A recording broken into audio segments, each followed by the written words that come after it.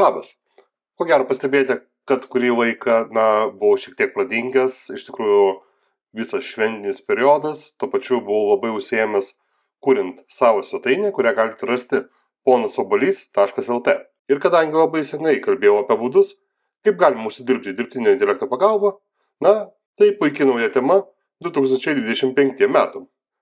Ir šiandien parodysiu, kaip visiškai neturėdam jokių programavimo žinių, jūsų mama, jūsų močiutė gali keliom paprastom užklausom padaryti fantastiškas web aplikacijas, generate new ideas. Prieš tai to daryti negalima, nes nebuvo prijungtas joks AI. Ir štai matom pilnumoj dabar. Sugeneravo mum idėją, StoryScape pavadinimu, tai ką jinai darys, rinkos potencialas labai aukštas, key trends reiškia visą tai, kaip turėtų atrodyti. Ir kas įdomiausia, mes galim pradėti su Lovable tiesiog naują projektą, iškopijuoti visą tai, ką turim čia ir galėsim generuoti naujus dalykus. Taigi, be daug šnekų, čiumpam jautį už ragų ir pradedam mokytis, kaip uždirbti pinigus su dirbtiniu intelektu. Taigi tikriausiai norite sužinoti, kas yra šis nuostabus įrankis, kuris gali uždirbti jums krūvą pinigų. Jis vadinasi Lovable. Štai kaip atrodo jo pagrindinis puslapis. Čia mes tiesiog galim pradėti rašyti užklausas ir kurti web aplikacijas.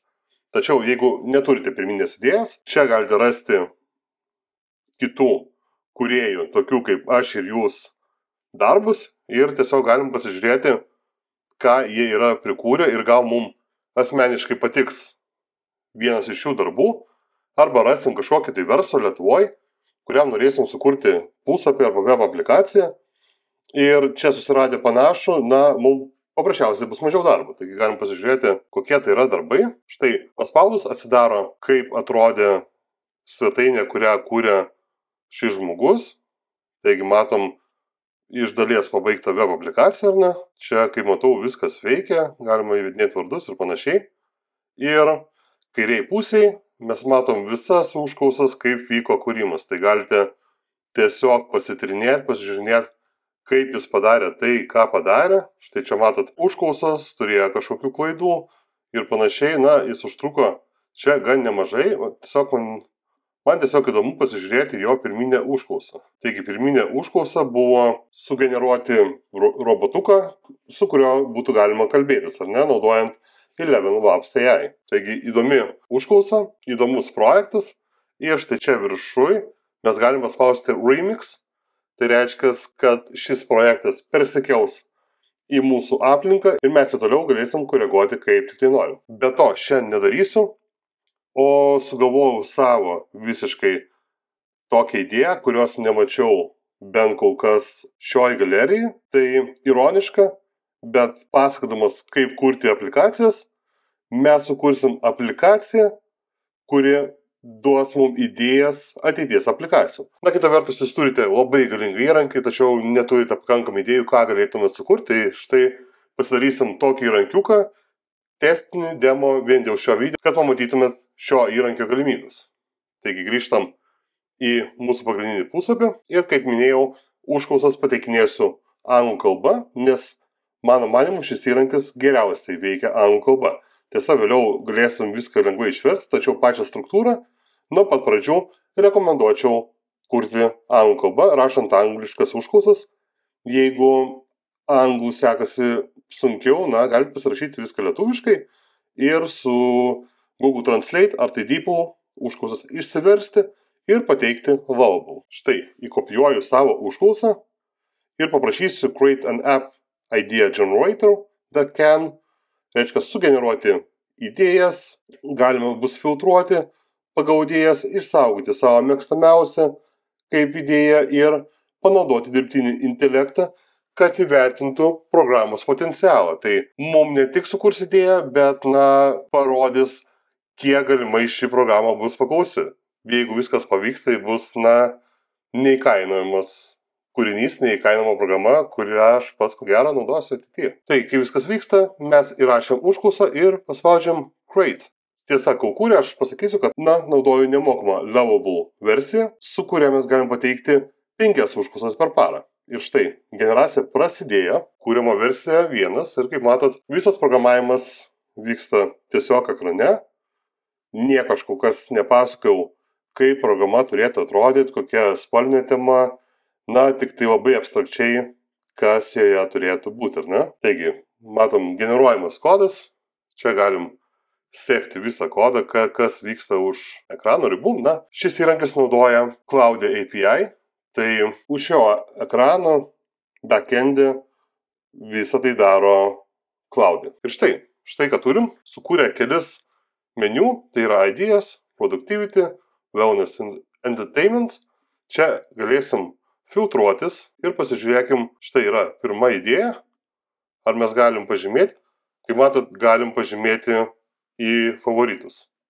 Tai jeigu skaičiavot, turėt matyti, kad tai buvo tik tai viena užklausa ir mes jau turim veikiantį produktą. Ok, tai task flow, tarkim, ok, mums tinka, kaip matom, potencialas yra vidutinis, na, pardavimo. Pabandom generate new idea, ar mums pavyks. Deja, mums to padaryti nepavyko, suprantat kodėl, nes mes neturim pajungę jokio API, jokio generatoriaus. Ir prieš pradedant kurti tokią aplikaciją, pirmiausia rekomenduoju pasidaryti duomenų bazę. Tam, kad ją pasidaryti, štai čia viršui paspaudžiam Superbase ir, na, kaip matote, aš esu jau susikūręs pono Obuolio organizaciją, kadangi testavau nemažai prieš išleidžiant tą video, nes, na, aš negaliu siūlyti to, ko aš neišmanau, ar, na, teikti patarimų. Taigi pasirenkam ponasobuolys.org. Susikurti yra labai paprasta. Deja, kadangi aš jau turiu, negaliu parodyti iš naujo, bet galiu jūs patikinti, kad tai, na, padaryti labai paprasta. Ir čia paspaudžiam Create New Project ir mes tada būsim nuvesti į Superbase svetainę, kuri atrodo taip. Ir ką mums reikia padaryti, tai mes įvesim App Idea Generator. Ir susigavosim super sudėtingą slaptažodį. Po to, kai paspausim generuoti, bus sukurta duomenų bazė. Kaip matot, iš anksto sutvarko visą struktūrą ir tai, na, gali užtrukti iki 5 minučių. Jūs, žinoma, laukti neversiu, tad grįšim po 5 minučių. 5 minutes later. Štai, užtruko keletą minučių ir taip atrodo mūsų duomenų bazė. Turiu paminėti, kad čia irgi naudoju visiškai nemokamą versiją, su kuria jūs galite susikurti 2 duomenų bazės, pilnumoje veikiančias, be absoliučiai jokių apribojimų, netgi atvirkščiai, na, jūs turite ir API užklausas, ir API raktą, ir, na, kas tai patinka. Dabar iš karto dar viena rekomendacija, kadangi labai daug domėjausi šitais dalykais, kaip ir ką kurti, kad nepadarytumėt klaidos, siūlau nueiti čia į Authentication ir pasispausti Providers. Ir čia, kaip matot, yra nustatyta email. Ir rekomenduoju išjungti Confirm email, nes kol kurite projektą, jūs turite laikiną web adresą. Ir tai gali kilti keblumų, nes tvirtinant jūsų paskiras, jūs galite padaryti kažkiek vieną dieną, galite sukurti kažkiek antrą dieną ir, na, tas adresas gali pasikeisti ir gali turėti problemų. Vėliau galėsite grįžti ir įjungti patvirtinimus, kai jau būsite perkėlę savo projektą į normalų web adresą. Kaip matote, čia, na, prisijungimą mes galim padaryti su bet ko. Galim pasidaryti su Apple, su Facebook, kaip matote daugelį puslapių. Galim pasidaryti Google prisijungimą, ar ne, turėsite susikurti savo accountą, bet, na, dokumentacija yra įspūdinga ir susitvarkyti labai lengva. Galite netgi su Spotify ar Zoom. Na, ko šitas geidžia? Aš kaip ir minėjau, tai yra pilnas projektas su pilnu funkcionalumu ir neturėsit problemų absoliučiai jokių, na, su prisijungimais. Mes grįžtam į savo App Idea Generator ir kaip matote, šis įrankis yra absoliučiai stebuklingas, nes automatiškai prijungia prie mūsų duomenų bazės. Mums nereikėjo daryti nieko. Štai kodėl kalbėjau, kad tai paprasta mūsų močiutėm praktiškai visą tai pasidaryti, ką šiandien rodau, nes, na, jums nereikia parašyti ne vienos eilutės kodą, nereikia žinoti jokių techninių dalykų. Žinoma, jeigu žinosite, jie jums padės, tačiau jie nėra privalomi ir visą tai galite pasidaryti absoliučiai be jokių programavimo žinių. Ok, kadangi mes turim prisijungę savo duomenų bazę, sekanti mano užklausa bus sukurti prisijungimo funkcionalumą. Vėlgi rekomenduoju, tai rekomenduoja pats Lovable kūrėjas. Pirmiausia, pradėkit nuo pagrindų, tai prisijungit duomenų bazę ir susikurkit prisijungimus, kuriuos naudosit vėliau. Nes, na, kai jūsų projektas įsiplės į labai didžiulę programą, web programą, gali būti per vėlų ir daugiau integracijų, kai tai yra pačiam pagrinde, bekuriant, bestatant pamatus, viskas veiks neprikaištingai. Tai štai, taip atrodo mano užklausa ir vėlgi paspaudžiu, kad ją vykdytų. Tai mes šiandien sunaudojam jau 2 užklausas, kaip ir minėjau, per vieną dieną, per vieną parą galim sugeneruoti 5.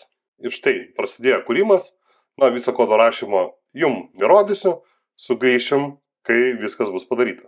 Taigi dabar taip atrodo mūsų pirminis langas, matėt, neįjungiam nei Google, nei Facebook, kol kas turėsim tik tai paprastą ir aš parašysiu labas ponas obalys.lt, toks yra mano naujas elektroninis paštas ir sugalvosim slaptažodį. Štai kadangi yra sukurtas prisijungimas, aš dar paprašysiu, kad sukurtų atskirą puslapį, kur visi vartotojai galėtų pasikeisti savo slaptažodį, atsinaujinti savo avatarą, taip pat atsijungti nuo puslapio, jeigu prisijungimas nebeaktualus. Įdomus dalykas, kiekvieną kartą, kai Lovable daro pakeitimus jūsų duomenų bazėje, prašo jas peržiūrėti ir patikrinti. Kadangi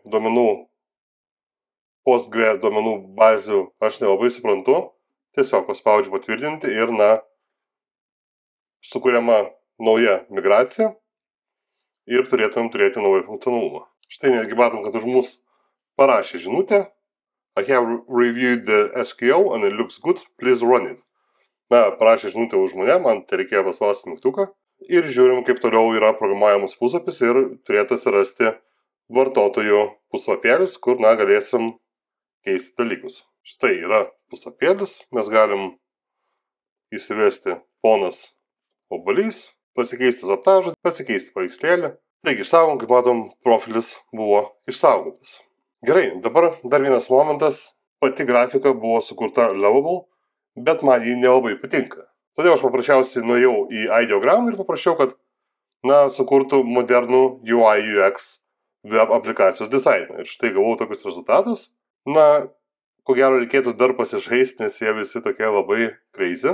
Tačiau jeigu patys nesugalvoja dizaino, aš siūlyčiau nueiti į freepik.com ir tiesiog įsivesti lygiai tą patį, ką pateikiau užklausoj Ideogram. Ir štai, yra gausybė gražių pavyzdžių.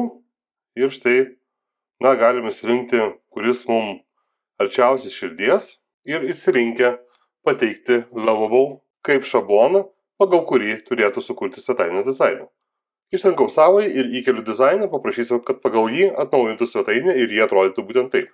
Taigi pateikiu štai tokią paprastą užklausą, kad remdamis šio dizaino atnaujink šio puslapio dizainą ir pridėk dar ikonėlę kažkur dešiniam viršui, kad vartotojai galėtų tiesiog nueiti savo profilį. Štai, aš Lovable buvau pateikęs tokį paveikslėlį, kuriame matos dizainas kaip pavyzdį ir štai gavau taip atrodantį puslapį ir čia dabar turime galimybę pakeisti vardą ir pakeisti avatarą ir panašiai. Taigi tam, kad programa gebėtų generuoti idėjas, aš prijungsiu savo API raktą. Tai padaryti labai paprasta, video to nerodysiu, jeigu norėtumėte sužinoti, galite užeiti pono Obalio puslapį, ten pateikti užklausą ir aš mielai jums atsakysiu. Dabar susikuriu API, ar ne, tai bus App Idea Generator, Default Project ir Create Secret Key. Ir dabar tą raktą įsikopijuoju štai čia ir prirašau, kad sukurk OpenAI integraciją. Su štai tokiais nustatymais, nustatymus galiu jum palikti, jeigu norėsite bandyti ir daryti lygiai taip pat, kaip darau aš. Ir vėlgi paspaudžiu, kad programa tai darytų. Tiesa, kaip matot, 5 užklausos jau baigėsi, mes išnaudojam. Taigi, pats pigiausias planas kainuoja 20 eurų, brangesnis kainuoja 50 ir, brangiausias kainuoja 100 eurų. Ką mes gaunam su šiuo planu? Mes gaunam 100 užklausų mėnesį. Taigi, pabandom upgrade'inti į pigiausią planą. Štai paspaudžiu mokėti. Ir valia. Štai taip paprastai mes nusipirkom šią programą ir galim tęsti mūsų projektą toliau. Grįžtam į projektus grįžtam į mūsų programą, kaip matot, prisijungimo langas taip pat pasikeitęs. Ir aš dar kartą kopijuosiu OpenAI API raktą, štai čia, ir dar kartą pateiksiu savo užklausą ir paprašysiu, kad, pridėtų dirbtinio intelekto funkcionalumą tam, kad mes galėtumėm generuoti užklausas realiu laiku. Lau parekomendavo, kad, nesidalinčiau savo API raktų taip atvirai, bet aš nufilmavęs šį video savaime suprantamai ištrinsiu, todėl jo niekas negalės pasinaudoti. Taigi, OpenAI API buvo pridėtas ir mes dabar galim pasirinkti, tarkim, Entertainment ir sugeneruoti idėjas. Kaip matot, atsitiko kažkokia klaida, bet su Lovable labai lengva, mes tiesiog paspaudžiam Try to fix it. Ir Lovable pabandys visom savo galiom suprasti, kas tai buvo per klaida, ir ją ištaisyti. Taigi, problema buvo ta pati, kad aš netinkamai pateikiau API. Anksčiau tai buvo galima, dabar pridėjo kažkokių saugumo reikalavimų. Ir pabandysiu dar kartą. Tikėkime dabar jau ChatGPT generuos mūsų idėjas. Taigi vėl pasirenku tą patį punktą ir Generate New Ideas. Prieš tai to daryti negalima, nes nebuvo prijungtas joks AI. Ir štai matom pilnumoj dabar sugeneravo mum idėją, StorageScape pavadinimu, tai, ką jinai darys, rinkos potencialas labai aukštas, key trends, reiškia visą tai, kaip turėtų atrodyti. Ir kas įdomiausia, mes galim pradėti su Lovable tiesiog naują projektą, iškopijuoti visą tai, ką turim čia ir galėsim generuoti naujus dalykus. Taigi aš padarau Favorite Ideas ir pabandom Health and Wellness sugeneruoti. Vėl duodam per API ChatGPT darbą. Taigi, kaip matot, Mindful Meds. Vėl visas aprašymas. Jeigu norit paskaityti, galite sustabdyti šitą ekraną. Ir vėlgi, tarkim, man patinka ši idėja. Aš ją išsisaugau. Štai tai veikia funkcionalumas. Ir, nuostabu, ar ne? Taigi, kaip uždirbti su šio įrankiu? Matot, kad galimybės yra visiškai beribės, tai tik tai jūsų fantazijos vaisius, nes mes galim sukurti praktiškai bet ką, tą patį Tinderą. Ar tą patį, susikurkit savo tokią programėlę, EPD generatorių ir tiesiog generuokit idėjas, jums kažkokia viena idėja tiks. Imkit ir kurkit su to pačiu Lovable ir užsakykit domeną. Ir štai čia labai patogu. Jūs galite tiesiog persiųsti visus failus į GitHub ir nepriklausomai nuo Lovable tiesiog įsidėti tą puslapį ten, kur jums patinka, arba galite štai čia pasispausti Publish. Jeigu aš paspausčiau Publish, jūs galėtumėt matyti šią svetainę gyvai. Tai buvo daroma tik tai šiam video nufilmuoti ir parodyti, kaip paprasta padaryti štai tokį projektą, kurį galėsite parduoti. Ir aš, tarkim, sukūręs tokią programą, įdėčiau, tarkim, 3 nemokamas generacijas per dieną, o jeigu norite generuoti neribotą kiekį, tai kainuotų gal koks 29,99 €, ar ne? Ir jums beliktų Facebook ar Google pagalba išsireklamuoti, arba, tiesiog pradėti nuo savo draugų ar kitaip. Taip pat galite sukurti labai lengvai API prieigą kitiem projektam prie jūsų štai šios programos, kad jie galėtų kurti per jūsų API prisijungimą, generuoti idėjas. Taip pat galite susirasti kompaniją Šiauliuose, Vilniui, Kaune, kuriai reikia štai tokių sprendimų, ar tai būtų logistinė kompanija, ar tai būtų reklamos agentūra, ar kelionių kompanija, ar ne, ir sukurti vadinamą white label sprendimą, kurie, prasideda nuo kelių tūkstančių eurų už projektą. O tą projektą jūs, laisvai pasidarysit per keletą dienų, investavę vos 20 €. Juokinga, ar ne? Taigi, visada kurdami projektus Lovable, atsiminkite, ką minėjau video pradžioj, kad pirmiausia rekomenduoju prisijungti prie Superbase duomenų bazės ir tada susikurti login ekraną, kad galėtumėt prisiloginti. Ir jau tada vyksta visas kitas kūrimas. Šią programą galbūt dar tobulinsiu, nes pati idėja man jos labai patinka. Gal tik šiek tiek dar pasižaisiu su dizainu, pridėsiu galimybę, keisti baltą spalvą ir panašiai. Tiesa, jei nuspręsiu užbaigti šį projektą, jo būtinai pasidalinsiu ponasobalys.lt, todėl įsidėkite puslapį į savo favoritus ir, matysite mano ateities projektus.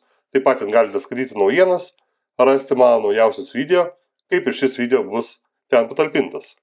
Taigi šiandien tiek, ačiū, kad žiūrėjote, ate, iki kitų video.